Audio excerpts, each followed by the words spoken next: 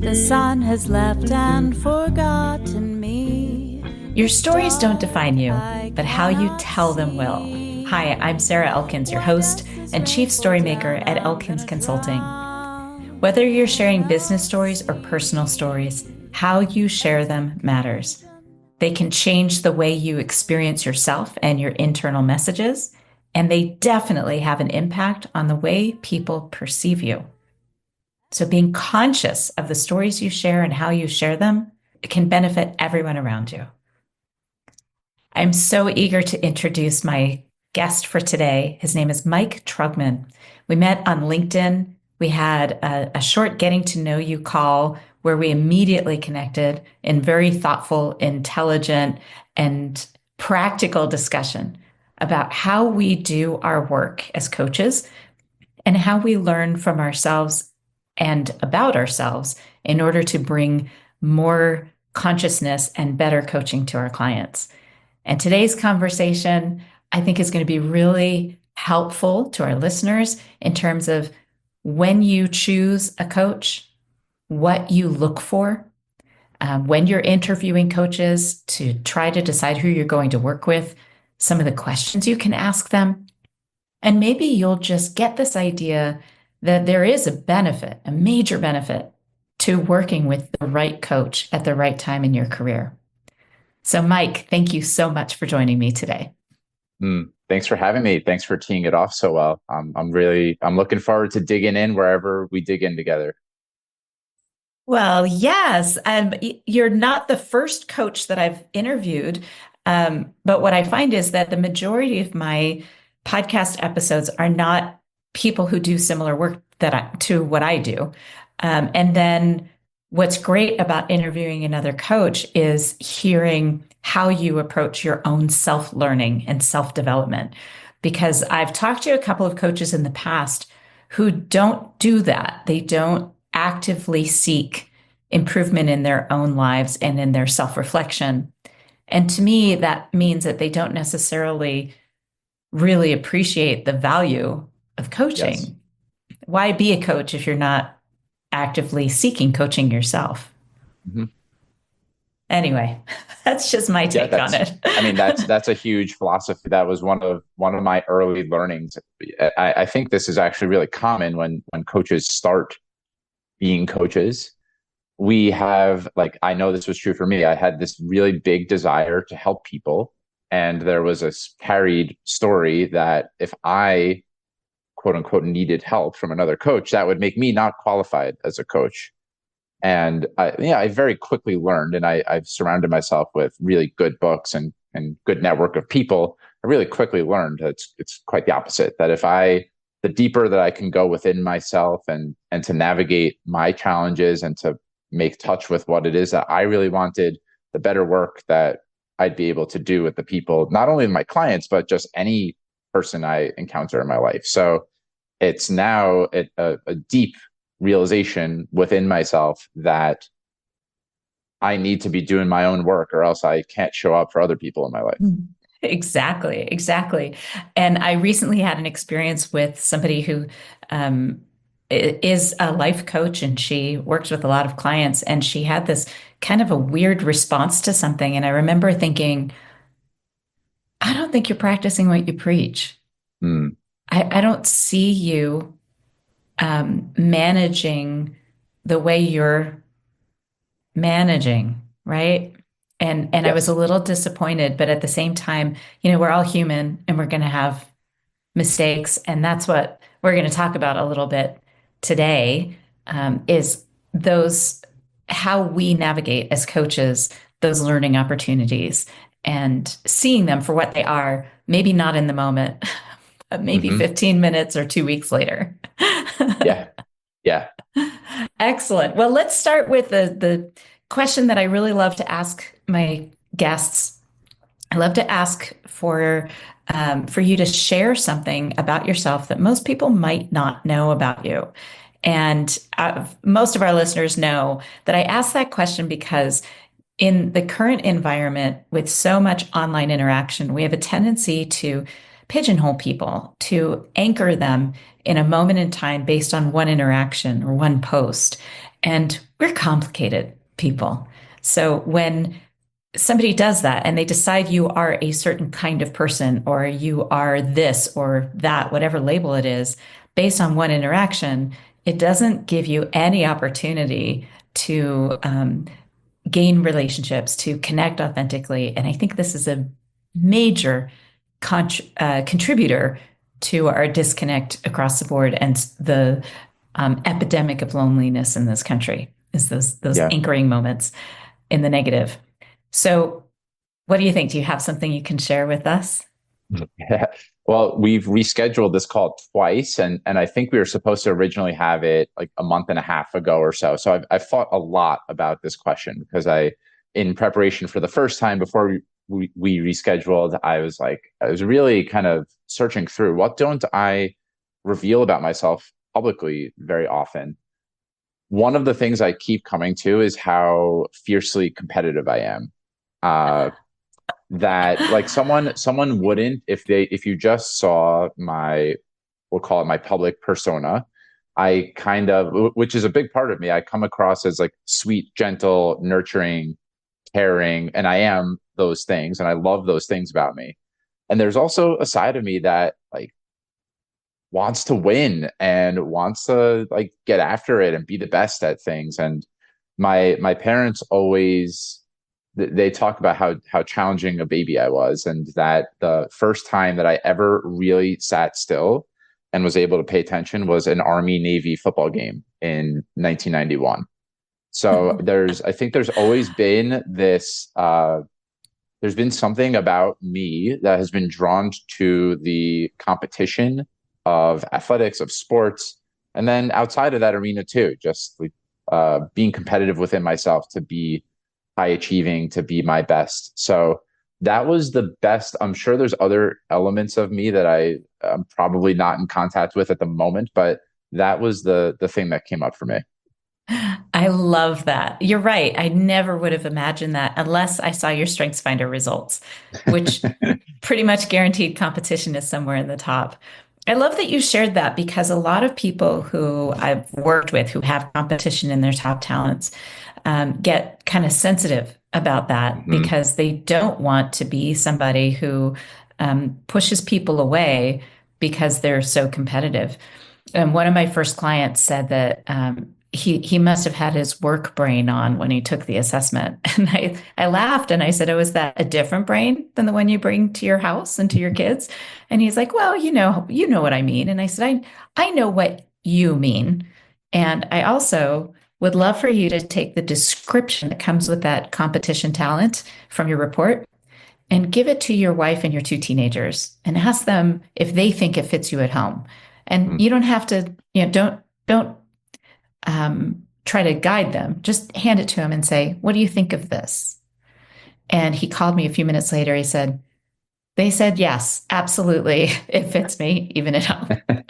So a lot of people with that talent tend to try to dismiss it or turn it too far down because Mm. they think it's causing too many problems. But really, the way you describe it is I really want to be the best at things. Mhm. And but I'm guessing that that doesn't mean at the expense of somebody else having to lose. Correct. Unless they're playing against me in basketball, in which case Right. then I They have guess to it has to lose. be at the, yes, they have to lose. It's just the Right. way that game works. Right, right. And this particular man that I was working with is was one of the highest ranking salesmen in his company in the entire country. It's a big company. For years at a time, he would be the top ranking salesperson. But what he was doing was also bringing up his team, developing them to be good as well. And Yeah. so that part of his competition was that his team would do well too in competition with the teams of the other salespeople, right? So it can show up in the most beautiful, positive ways. And I love that you Yeah. brought that up. So thank you for sharing And that. can I share a tangential story? And Yes, please. it hopefully won't take us off track from all the beautiful other things that we want to talk about. But what I was struck by as you were talking about one of your clients who was really competitive, but thought, my professional self doesn't spill over into my family life. And then they were like, of course you're competitive. It reminded me of another thing that people might be surprised to learn about me. So I was working with a coach last year, and it was a business development course for coaches. And one of the modules we were working on was purpose. And within purpose, we were exploring our essence words. So like before we had any layers of conditioning or uh, things put on us about who we should be, like who are we at our core, at our essence. And I interviewed 15 or 20 people in my life. And my 5 essence words were love, presence, integrity. Well, I'm forgetting one of them, but the last one was play. And I was very surprised Oh, by play. I was like, that at my essence, I actually have them right here. So my essence words: connection, integrity, love, presence, play. And everyone it was a cohort of 8 people. Everyone had one word that they were really surprised by. And for me, it was play. I was like, of course, connection, integrity, love, presence. But then I got curious, like, do people recognize that about me? I feel like becoming a spiritual, reflective, introspective person, I got more serious in the past 7 or 8 years. And I started to talk to other people in my life about these essence words. And they're like, of course you're play. So I mean, the reason I share that story is because we think that we're really sneaky and good at hiding these aspects of ourselves, but they just like there is no separate I'm playful over here, but I'm not playful right. over there, right? Like you are who you are. Exactly. I love that you brought that up. Thank you for bringing that into the conversation because it really contributes to our how we choose to show up.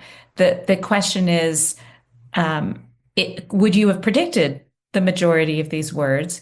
Are these words that you want, that you choose? I talk a lot about the labels that people put on us and whether we want to hold on to them. And so many times we'll just hold on to a label because people say, well, this is who you are. And we're like, oh, well, they must be right. They know me really well. But then you do the opposite where you're like, I want to know how people perceive me. What are the words that people use to describe me? And play goes so far in describing how your competition shows up in your Yeah. talents. I love Yes. that. Oh my gosh, I got Yeah. a total chill when you said play. Wow. All the hairs on the back of my neck went up. Like, yes, Hmm. that's right. Some resonance there. I can see this grin on your face. You're like, yes, play. I'm playful. Well, we might talk about parenthood, but that has certainly brought. I have a 19-month-old, and that's brought out a lot of the play that I thought that I was burying, and now it just pours out of me. So, I love that. I have to just share this. You reminded me of something that happened 2 days ago. I went for a hike with a friend who was originally my bookkeeper. And then I switched bookkeepers because she was focusing her business elsewhere. So she's like, I have to, let this go. I don't want to let it go, but I have to let it go. But we hadn't seen each other for a while. And we went on a hike on the mountain near my house. And I was trying to set the pace slow enough because she hadn't been hiking like I've been hiking. The dog's ahead of us, and I'm going up the side of the mountain. And at some point, she said, I love, what did she say? She was watching me step from stone to stone, rock to rock, rather than walking on just the trail. And she said something about um, how playful that was and that she needs to do more of that. And it didn't even occur to me as being playful, but she said it's childlike. It's this childlike wonder and challenge. And I said, I always love feeling like a mountain goat. mm, There's something about that agility and the way it gets my heart rate up and the way I'm focused on where I can put my foot and not where I shouldn't. It's anyway, I yeah, had to digress there because play, it's so important. She said, I need to do that more. And I'm like, yes, you do. Let's do it together. yeah. It's a thing that a lot of adults struggle with, unfortunately. Yeah. Well, maybe this is part of what you and I bring to our coaching clients. Maybe that's part of what attracts people to us. Yeah, I like to think so. Yeah. Yeah. Well, it'd have to be, right? Even if it's subconscious. Yes, exactly. Okay. So now, now that we've really come this winding road to the topic that we began with, before I hit record for this episode, you were saying that you had a very sudden transition, unexpected. You knew eventually this transition was going to occur, but this happened pretty unexpectedly, and you've had to work your way through it as you would coach yourself Mhm. so that and the reason I'm bringing this up again is because it's so critical to me that coaches continue to be coached Mhm. because we're always facing changes, transformations, unexpected friction and conflict. And we can't just learn it and then be done learning. Mhm. So, can you tell our listeners the story of what happened? Um, and I'm just going to come back for a second. That connectedness talent and the your essence of connection. I don't believe in coincidence. So this whole rescheduling our recording happened Mhm. this way for a reason. And For now sure. you have this really critical and inspiring, motivating story to share with our listeners. So Mhm. thank you ahead of Yeah, time. yeah, of course. I'll give a little bit of background into what led into the pivotal moment that happened in February for me. So I in 2018, like towards the end of 2018, I was at a particular low point in my kind of my first wave of my accounting career. I had been at a big public accounting firm for 6 years. I was slowly but surely coming to this realization that it wasn't the thing I wanted to do for the rest of my life, but I really was stuck around like what I don't know what the next thing I would do is. And in the beginning of 2019, I hired a life coach. It was really powerful experience. I worked with him for 3 months. We started to examine aspects of myself and my life that it was really unearthing what was already there. It's actually kind of what we're talking about with these essence words. Like Right. people would come, my friends would come to me and talk to me about their relationship challenges, or they felt safe with me talking about things that they couldn't really with other people. And I guess I never realized that that could be something that would translate into a career for me, that I would be able to have my own business and be able to support people and making really big changes in their life. I just didn't believe that that was a skill that I had, but it was always there. And I luckily found my way to a good coach who helped me recognize that. So in the beginning of 2019, I signed up for a coach certification. Uh, and after doing the year certification and getting some beginning reps in, I had a natural talent for it, but I had no business skill, and B, was kind of finding my way of like, who are the people I do my best work with? What are the things that I'm best at? Like there's a natural skill set, and then there's being able to channel that into a sustainable business that is, supporting my career. So in 2021, I was like starting to make some progress, and the pain of being, I was still in accounting, I was still a full-time accountant, and I recognized that I started working with some paying clients, and I started to have the belief I could do this thing. And I actually, some point, it was probably around this time, like March of 2021, I told my employer, 6 months from now, I think I'm going to be leaving. And it was my kind of fairy tale ride off into the sunset. It was going to be right after my wedding. And then I was going to go off on my honeymoon. And when I got back from my honeymoon, I would have a great, successful coaching business waiting for me. And I hired a coach to help me do that. And we contracted working together in 2021 around this time. Uh, you're going to support me in over the next 6 months, building the capacity. I guess there's part of it that's just doing the inner work to be a really good coach, but also building the business skill set to be able to leave accounting once and for all. In August of 2021, I remember the session that we had where he was so good at asking questions and getting curious, and he very rarely gave me advice, but he just stopped me as I was talking about, I have no idea where I'm going to get my clients from and how this is going to work. He just said, I don't think it's a good idea for you to leave. And I reflected on that. I didn't make a choice right there, but then I started talking to my people, my parents, my wife. She was my fiance at the time, and other close people in my life, and we determined that it wasn't a good idea. I Wasn't the didn't right have it, time. not Right. the right time. And that was 3 years ago, 4 years ago almost. But what I decided was, well, I made this binary of like either I'm accounting full time and building a coaching practice on the side, or I'm just leaving altogether. What if I went part time? And that was a huge step. So that was the new determination that was made. I decided to go part time, and I had an arrangement where I worked 3 days a week in accounting, 2 days a week as a coach. And I'm skipping a lot of parts of my life, obviously, but over the course of 3 years, a lot of things happened. But I felt like I was doing a lot of great inner work with myself, but my business wasn't growing. So last year, I really, really focused on, that's where I got my essence words. I was working with a business coach who was helping me on the business side of coaching. And this is something a lot of coaches struggle with, is you could be really good at coaching people and providing great impact. And for me, it was, I didn't have a great relationship with money. I felt icky saying that this is how much it is to work with me.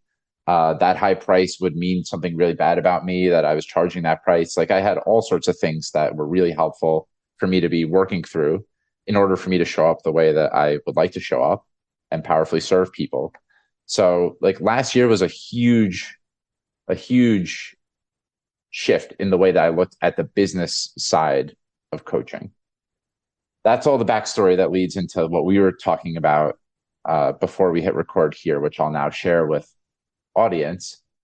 So I started to, like, in the last 6 months or so, I've started to work with pretty high paying clients who are really aligned, that I look forward to every single session. We do really great work together, but still felt like it was pretty far away from, if you just ran the numbers, like I'm pretty far away from where I want to be before I actually take the leap and do this thing full time. And the beginning of this year, I was really, even dating a little bit further back, like end of last year, beginning of this year, at my accounting firm, my hours were really being looked at. Like I was making good money there, and I wasn't charging a lot of client hours. And so I was being put under a microscope of like, what is Mike Trugman really doing here? It's not really profitable for the company, and we pay him a lot of money, and rightfully so. They were taking a closer look at, how can we rectify this? How can we make sure that Mike is doing work that supports the company? And that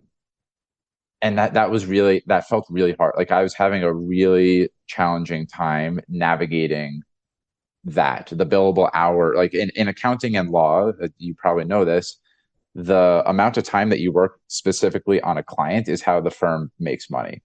So it's very much time is money mentality. And I felt a lot of internal pressure of, God, if I'm sitting around here and don't have client work to do, that I felt very scattered and very like kind of chicken running with his head cut off. And in the beginning of this year, as I was a tax accountant, so as tax season was ramping up, I got put on all sorts of projects that I had no idea what I was doing on. And I remember there was one huge engagement that I won't go into all of the details for confidentiality reasons, but I was put on one huge engagement, and I was the manager who was responsible for, if like a staff level, entry level person was assigned to do the work, they would come to me with questions. I had no idea what I was doing. I mean, I'm not exaggerating at all. They would come to me, and I would get on the phone with them and be like, I'm so sorry. I don't know what I'm doing. I'm going to have to talk to the partner or talk to someone else. And there were people who were, first, second year people who did a way better job than I could have ever done. And so I was kind of just playing this game of displacing and avoiding. And because I have no idea, I'm just going to like keep passing this stuff around. And it just wasn't sustainable anymore. There was a lot of pressure that I was feeling, both internally and externally. Like there was is Mike Mhm. going to get it together? Is he going to hit his billable hours? And I was really stressed about hitting the billable hours, but I also had a pretty narrow skill set and kind of had no idea what I was doing on any of the new stuff I was being put on. And as busy season was ramping up, it was really unexpected. But as I was reflecting and doing my own inner work, I maybe another thing I'll add just to share like how hard it was. There were nights where at the end of an accounting day that I remember one night in particular, I just was curled up in a ball on the couch and on and off crying and completely missed the night basically with my son and my wife. I wasn't able to be present. I even remember like sometimes my son would be coming up to me and he'd make some bid for attention and want to play with me as any 19-month-old would. And I couldn't be there. I wasn't there. I was physically there, but I wasn't able to be present in any way. And the next morning would happen and I would, as we were like getting the elevator to go down for daycare, I'd have like my hand on my heart and like start dry heaving. Like I wanted to cry, but couldn't cry. Like it was really painful. I was really having a hard time. And as I journaled and kind of even prayed and was asking the universe for guidance, the one that I remember there was like a week or two that I was in that pain on and off pretty regularly. And the one thing that I felt lightness around and potential was, well, what if I just decided I was going to leave? Could I do this? And it wasn't the same as 2021 when it was just like this pure desire. And like, I Mhm. want to do this, but I don't have the skill set. Like everything, it felt like this really beautiful moment of I'm ready for this. I might not be on paper where I thought I would be when I would be ready for it, but I am ready for this. And it doesn't feel like I have to convince myself. Like as I just imagine putting in my notice and having my own business and that being my entire career feels right and it feels good and grounded. And that was years of inner work that paid off in this one moment. I could cry just thinking about it right now. It's like it was Mhm. so painful and so beautiful at the same time. And there were tough conversations that ensued, but I had the conversation with my wife and we agreed upon a time frame that made sense. That was, if I'm not creating a certain amount of income by a certain time, then it might be time for me to get a different job. But I know that I'm ready to take this on right now, and I don't need to hang on to this thing that's no longer working. And it was kind of the perfect fit until it wasn't. I was able to work part time there. They understood what I was doing.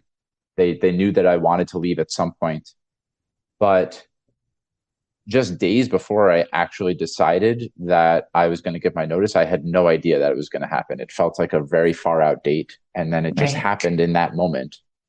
And uh, that wasn't that long ago. That was the beginning of February. I determined I wasn't going to be working there anymore. And at the end of February, uh, I had my last day there. So it's been about a month that I've been out here on my own. Wow. Wow. And I don't think this is an uncommon experience. I mean, I know that in the years that I've been doing this podcast, I have, I don't know, 370 something episodes.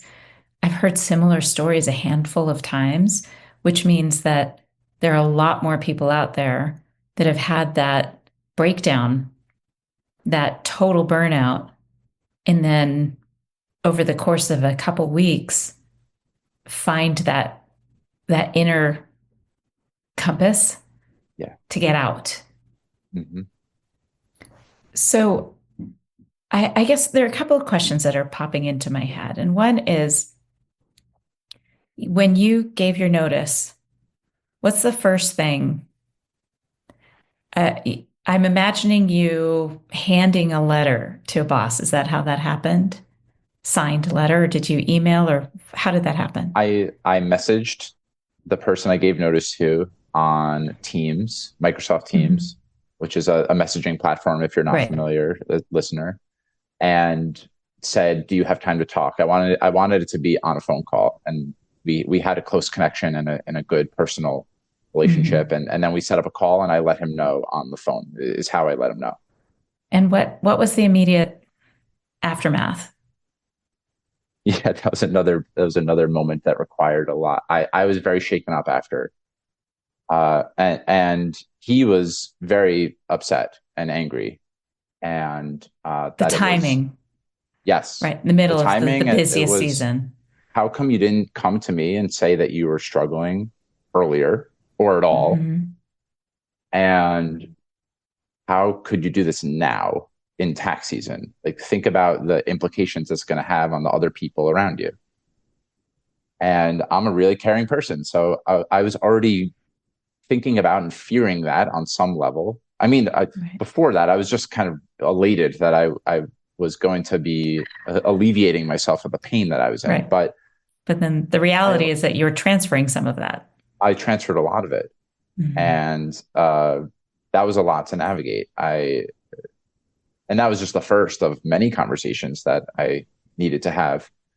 And so, yeah, we had a 5 minute conversation. It did not end well.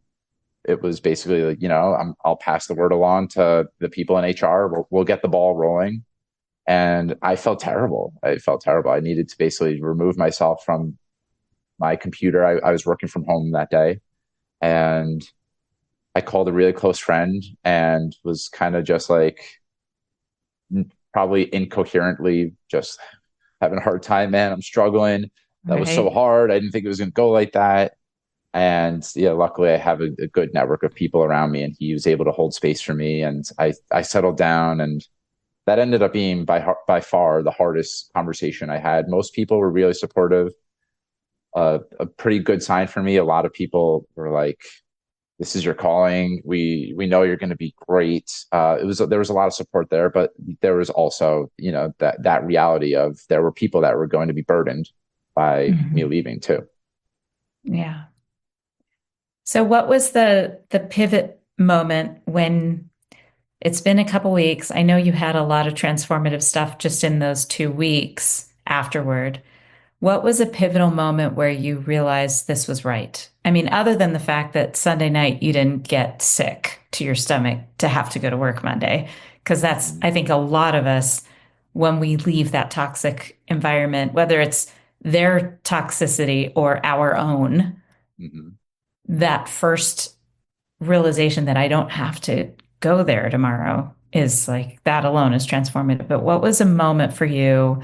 Maybe it was with one of your coaching clients that you realized, oh, this is right. I could not have continued in that, and this is right. There's a couple of things that are coming up for me, and we'll see if they adequately address the question. But one of the moments that it felt absolutely right was, I already touched on it a little bit, was I just envisioned, what if I just gave myself 3 months? If I leave this job and I give myself 3 months, what does it feel like in my body to imagine having that space? And it just felt really good.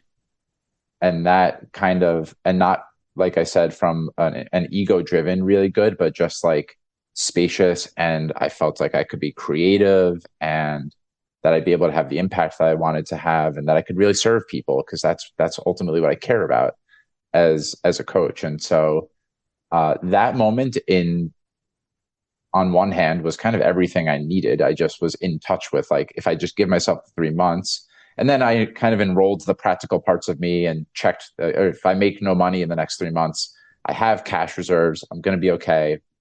So the parts of me that were worried about money, like, they were enrolled. But uh, yeah, here's a thing that's coming up for me, is that there were multiple clients that I'm working with, and still there are multiple clients I'm working with who uh, were taking firmer action than I was coaching them around their leave date. And at that time, actually, when I left, I already was working with one client who left his job.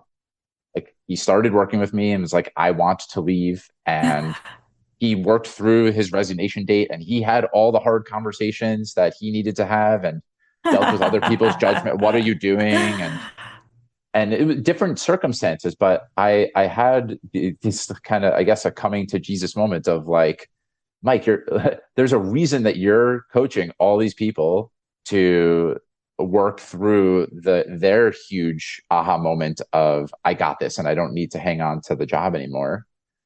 And I think that happened. It's somewhere in the mix of I got this was Mike, like there's a reason you're working with these people and Right. coaching them through it. So it was interesting that you in the question you said it might be in the way that you were working with clients because yeah, that was definitely showing up for me. Yeah. I love that. I mentioned before we hit record that I had an experience where I had to walk the walk, where I Hmm. had to, as we say, practice what we preach.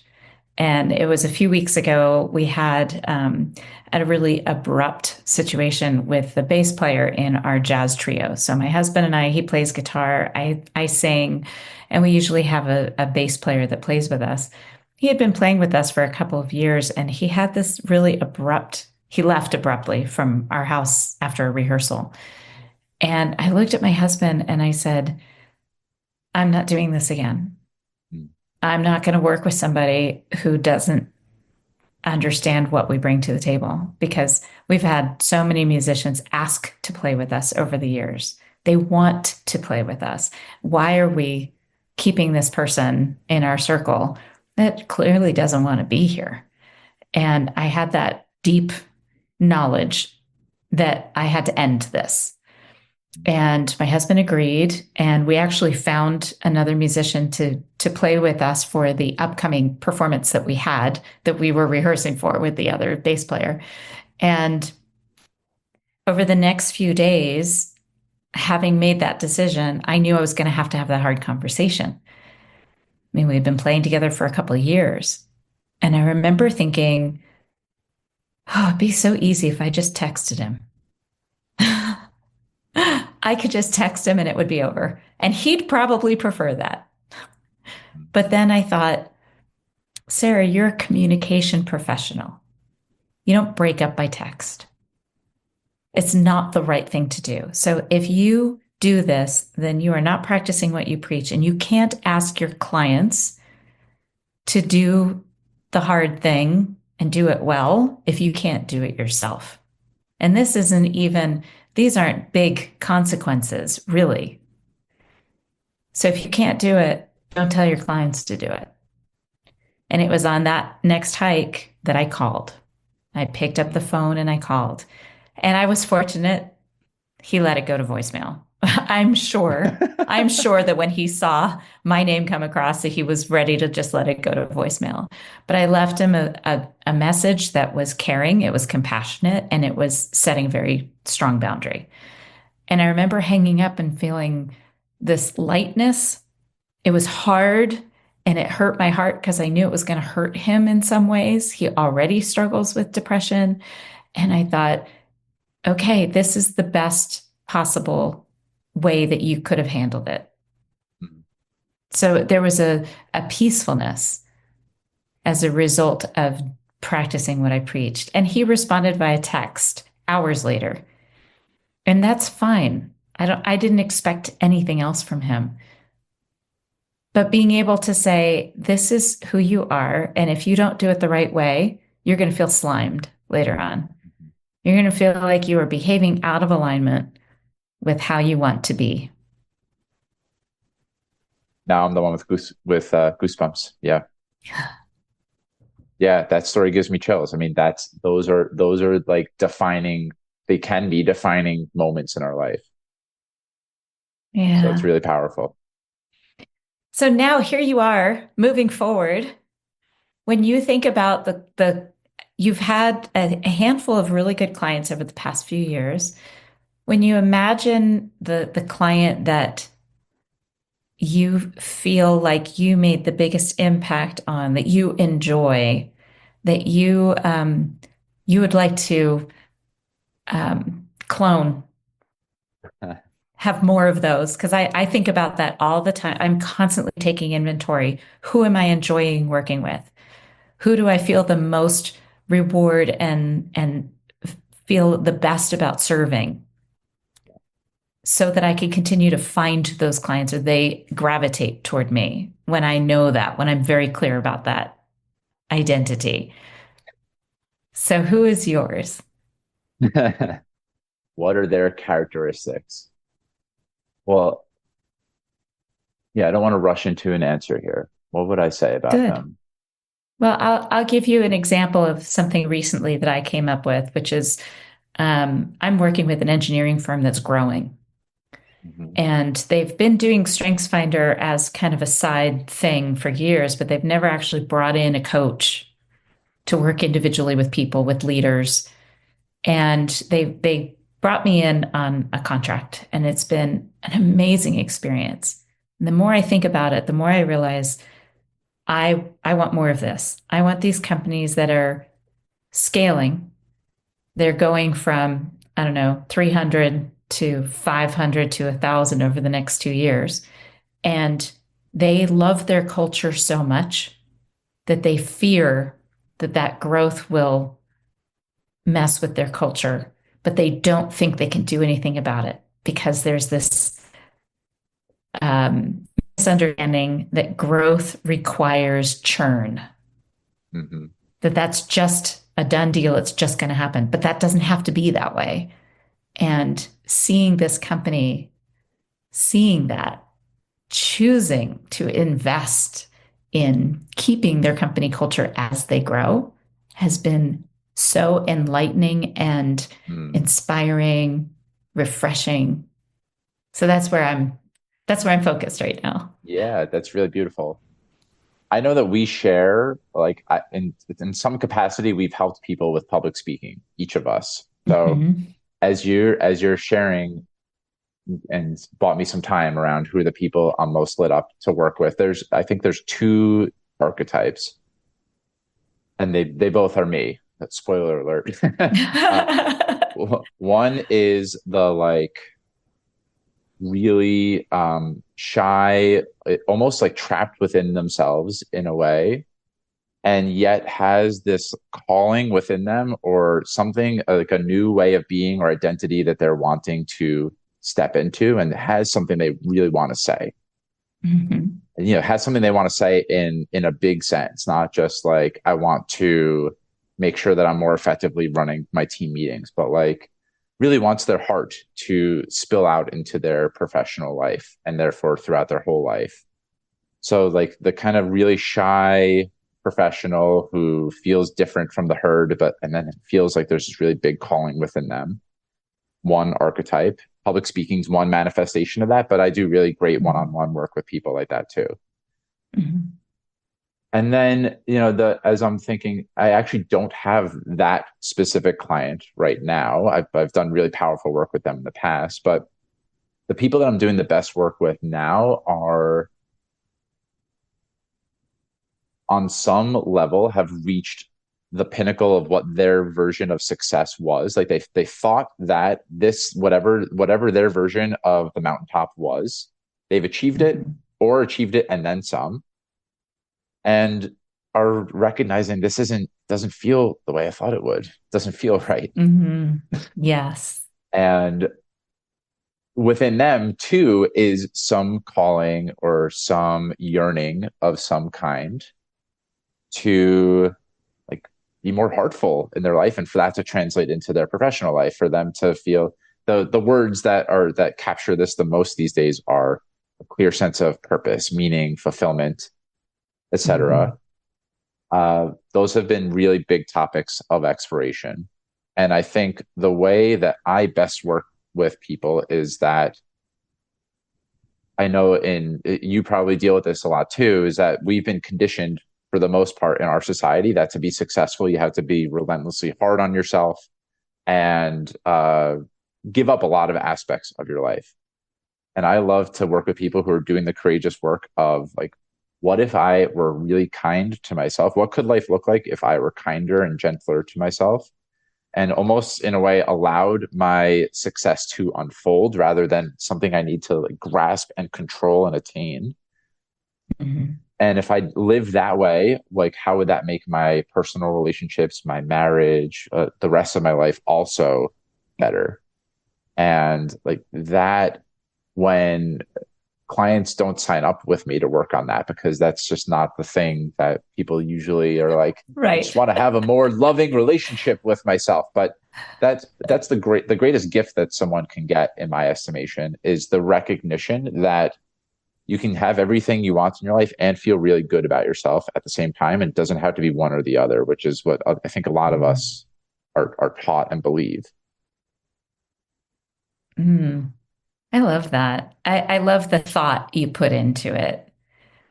Uh, Partly because I think what you said made me chuckle is that a lot of times I will put together a proposal to answer to reflect the conversation, but I know under the surface that that's not actually what they want and that or what they need. So you put that together, but you know by the second work session that they're starting to understand what they were asking for was just the surface. It Yes, wasn't really what they needed to work on. exactly. And that's the profession that we're in, right? We get It to is. help people like dig deeper and connect the dots of like, oh, this thing that I'm doing in my relationship is also the same thing I'm doing in my career. And like those are the powerful. I mean, you could tell the excitement that I have about that. So Yes, your enthusiasm definitely is expressed very clearly to me. I was thinking about how so many people, we're coming full circle to where people believe that they have to separate their work life and professional life. And I shy away from that. I talk more about integration because if you're not bringing your whole self to both, then neither are really getting the benefits of who you are and the beauty that you can bring. So, yeah, I really appreciate the way that you put that. Thank you for sharing that. yeah, of course. It's just a quick corollary again. The coach I worked with in 2021, that I said, help me in 6 months. I want to be in a place where I can leave accounting and be working on my business. Almost every session by 3 months in was about challenges that I was having in my relationship with my wife. Like it was I started, those dots connected for me and realizing, all right, well, the ways that I am not having courageous conversations or avoiding or not talking about money, the ways that I'm doing that in my business, that actually the most practical way that that's showing up on a daily basis for me is in my marriage. So I'm going to work on that, Yes. and that's going to help me be a better coach, work with better clients, and blah blah blah, all of that. So yeah, it's the separate self of like work self and home self and this self. It's, Mm-mm. yes, doesn't exist. No.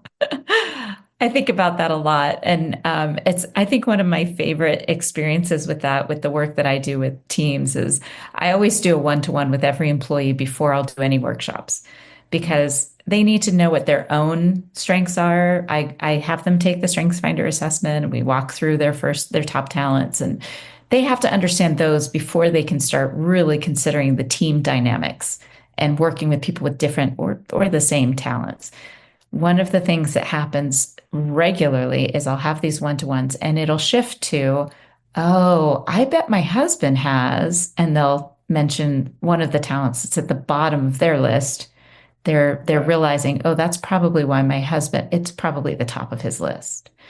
And they put it together. And one of my favorite experiences was a few years ago when I'd been working with a state agency, a large group. I had done one-to-ones with about 50 people. And one of them had brought up toward the end of the conversation that she was struggling with her relationship with her teenage son. And I said, well, here's where you might be coming across as judgy to him. And this is why. And she's like, oh. And then I asked her a bunch of questions about where the friction, tell me about that argument that you had with him and tell me about what he's doing and how he's approaching things so that we could kind of get an idea of what his talents are, even at 16. And I had promised her a link, no, a picture from my phone that I had taken. And so I got her phone number and I sent her this picture. And about a week later, I hadn't added her number to my phone because it was this one time message, I thought.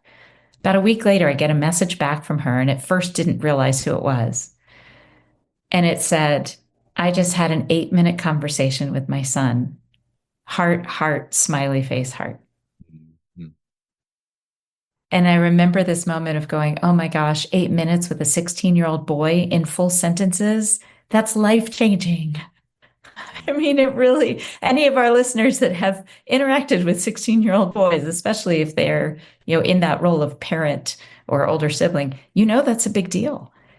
And this was years ago, at least a couple of years ago, maybe longer, but it all blurs when you work with so many clients. But I remember that moment of realizing how important the work was that we were doing Mhm. together. Mhm. Mhm. It's a great gift. Another goosebumps moment. Mm, yeah. Ah, Mike, this has been such a treat. I'm so excited for you. I'm feeling so much. I'm feeling your enthusiasm. I'm feeling my own enthusiasm for your journey and the fortunate people who are going to be working with you over the next few years as you um, pour your heart and soul into serving in this way. I'm just really excited for your all the potential in in your clients. Mm. Thank you, Sarah. Yeah, this was a beautiful opportunity, and interestingly enough, I'm recording a personal episode myself next week that is going to chart a lot. We're going to do an even deeper dive into what you really beautifully opened up for me today, which is I want to share my story. There's a way that I think a lot of people, recount their 20-year career in 15 minutes or less and just kind of like skip over the part of it was really hard, but then now look where I am here. And like Hmm. I'm still in it, like I haven't started working. I was working with 5 clients when I left my job. I'm still working with 5 clients now. So it's been a month, and I'm working. I'm working with the same people that I was working with before I left, and it feels important. It feels very in integrity for me to be standing here sharing today, and B, one of my intentions to demonstrate is that the success is in the trusting of myself and in going for it. And that's always what I would preach. And I'm getting to practice it now, is that Hmm. it wasn't because it quote unquote worked out. It's because you made the aligned choice that was right for you and best for you. And however life unfolds is a giant mystery from there. But like I am of the belief that if you are in aligned action around things, then life is just better and more beautiful. So it felt really, talk about divine timing. Uh, it felt really important to me to have this conversation at the moment in time that we are in, because I'm not speaking from a place of life is good because, but rather just life is good and period, stop. Hmm. Perfect. That's a perfect way to wrap this up. Mike, thank you for your time. I appreciate it. And our listeners, just so that you can always go to my website, elkinsconsulting.com, to the podcast page. The show notes for this episode will include all the links to follow and learn from Mike, and also to check out his coaching and see if this is going to be a good fit for you.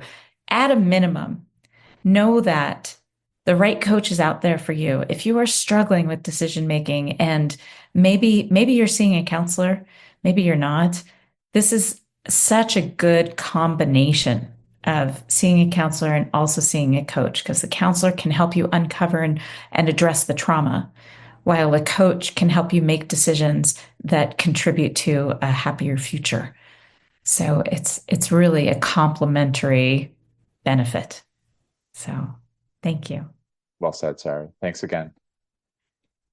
Listeners, now it's your turn. You know where I'm going to go with this. I would love for you to think about the time when something went sideways for you.